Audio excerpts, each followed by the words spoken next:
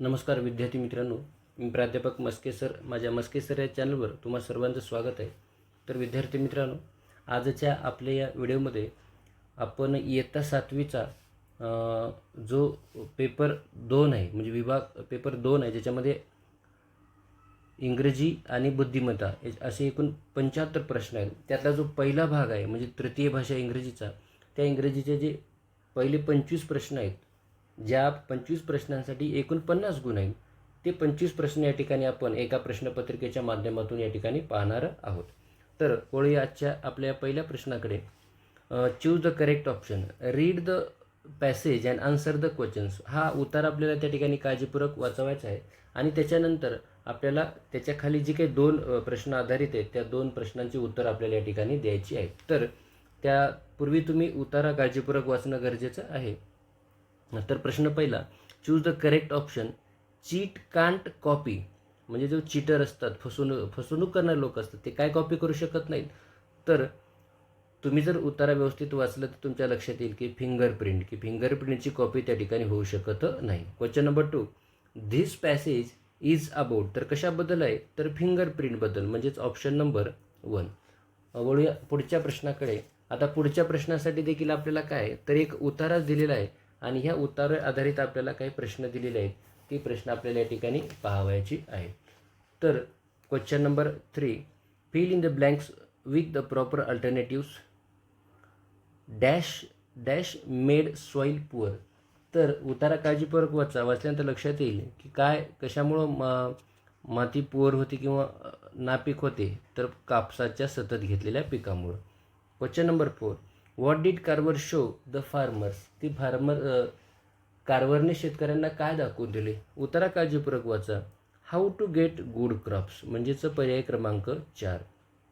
Question number 5, how many things Carver made from sweet potato. Sweet potato तर रताळ्यापासून. तर या ठिकाणी पाहू शकतो, from sweet potato he made 118 things. Option number 2.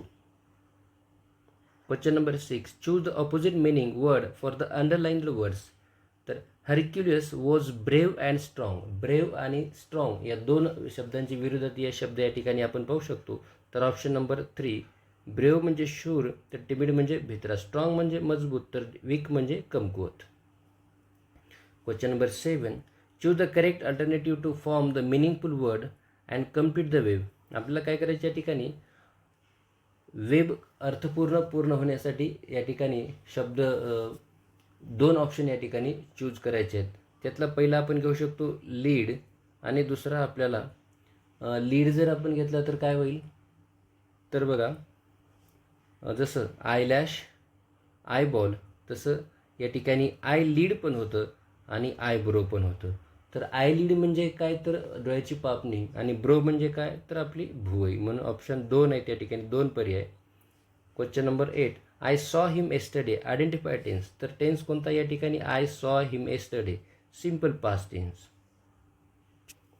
Question number 9 मध्ये काय म्हटलं, choose 2 correct alternative to complete set of words related to oil. म्हणजे तेलाशी, ऑइलशी रिलेटेड 2 आपल्याला या ठिकाणी पर्याय या ग्रीडमधून, टेबलमधून आपल्याला काय करायचे, शोधायचे आहेत.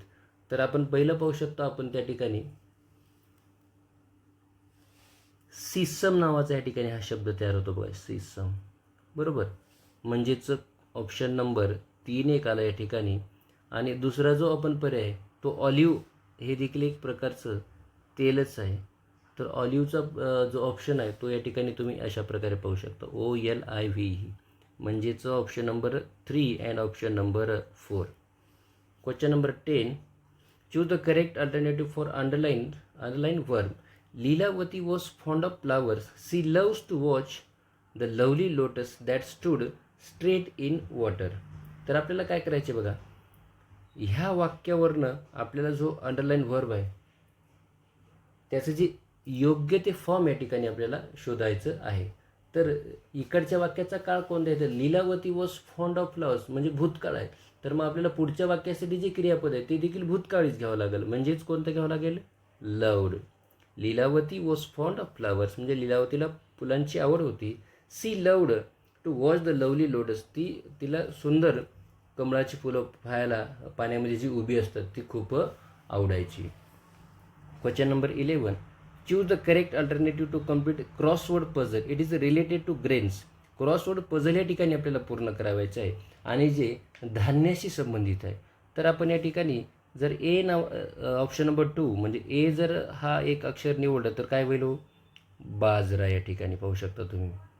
JOWAR ज्वार आणि WHEAT व्हीट. व्हीट म्हणजे गहू. तर अशा प्रकारे ए जर अक्षर निवडलं तर आपलं हे क्रॉसवर्ड पझल या ठिकाणी पूर्ण होते. Question number 12.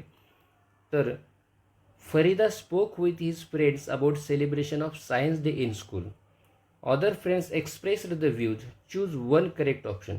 तर फरीदाने काय केलेलं आहे की सायन्स डेच्या जे काही सेलिब्रेशन त्यांच्या शाळेमध्ये होतं त्याबद्दल ती आपल्या मित्रांना काय केली? बोलली. आणि तिनं जे काही बोलली त्याबद्दल तिच्या मित्रांनी आपापलं मत व्यक्त केलं.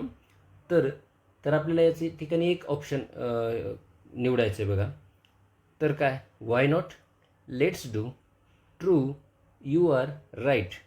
हे सगळं म्हटलेलं आहे. याचा अर्थ काय हो? याचा अर्थ सगळे तिचे जे मित्रमैत्रिणी आहेत ते तिच्या मताशी काय आहे? तो सहमत आहेत. Agreed with Farida's opinion. म्हणून पर्याय क्रमांक 2. Question number 13.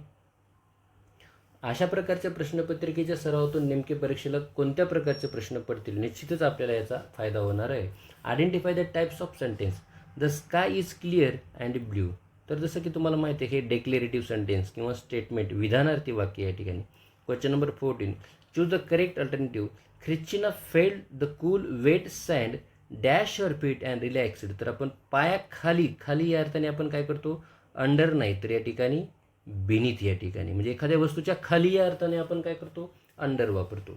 Question number 15. Choose the one correct conjunction to join two sentences. She stopped running, she was tired. She stopped running because, कारण की ती थकलेली होती. Question number 16. Choose one correct alternative. तर एक आपल्याला या ठिकाणी पर्याय शोधायचा आहे. He dash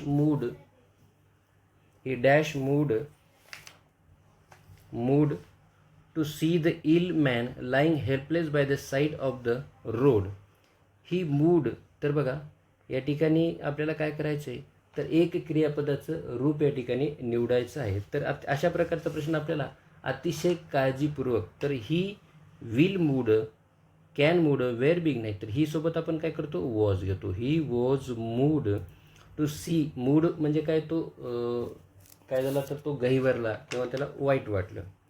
question number 17. Identify the tense in the following sentence. The bell had already rung when I reached the school. तर तुम्ही पाहू शकता या ठिकाणी द बेल हॅड ऑलरेडी रंग हा एक पास्ट परफेक्ट आहे आणि हा एवढा सिम्पल पास्ट आहे. पण आपल्याला या ठिकाणी सिम्पल पास्ट ऑप्शन दिलेलं नाही म्हणून आपण काय करू शकतो? Past perfect. Question number 18.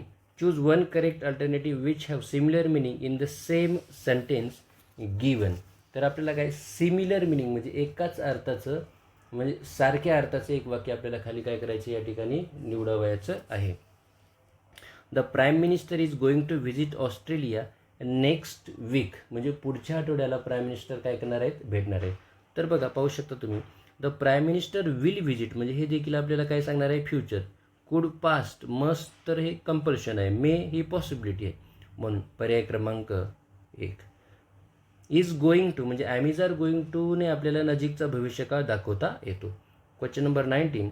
Complete the following using correct alternative. Sunil asked what can we do. Sunil indirect स्पीचचं भाग आहे. Sunil asked what they could do. Option number 2. Question number 20. Choose the correct option. Dear soldiers, you sacrifice so much to keep our country safe. Thank you for your bravery. Thank you for your dedication and your service to our country. You all are our heroes. Once again, thank you to you all. What is this note is all about? तर ही जी काही notes आहे ते म्हणजे message लिहिले आहे तो कशा बाबतीत आहे?